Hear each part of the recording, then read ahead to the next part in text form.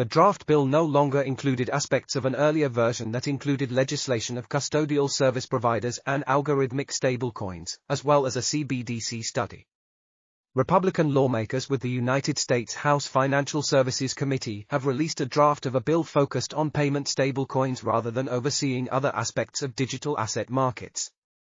A senior Republican committee staffer involved in drafting the legislation told reporters on April 24 that they had narrowed the scope of a stablecoin bill proposed in September 2022 in response to feedback from lawmakers.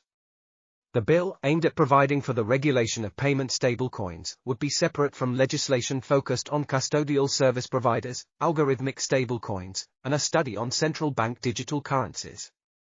Under the current draft of the bill, the Federal Reserve would largely be in charge of non-bank stablecoin issuers.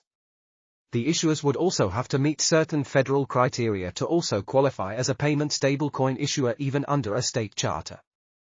In addition, the wording of the draft bill no longer included a 2-year ban on algorithmic stablecoins first proposed in September 2022 in the wake of the depegging of Terra USD Classic, USTC.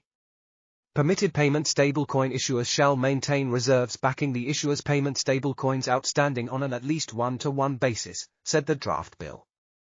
In any insolvency proceeding, claims from persons holding payment stablecoins issued by the permitted payment stablecoin issuer shall have priority over all other claims against the payment issuer.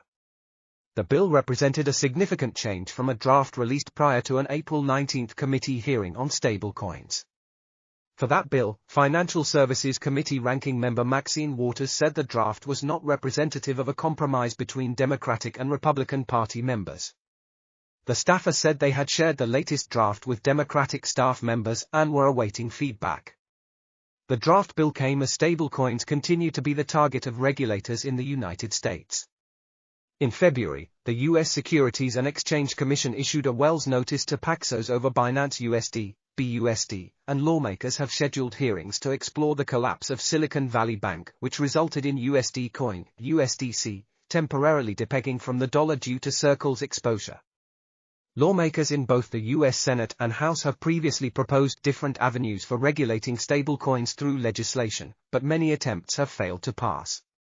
Any bill would need approval in both the House and Senate before going to President Joe Biden's desk to be signed into law. Magazine, and stablecoins, depegging, bank runs and other risks loom.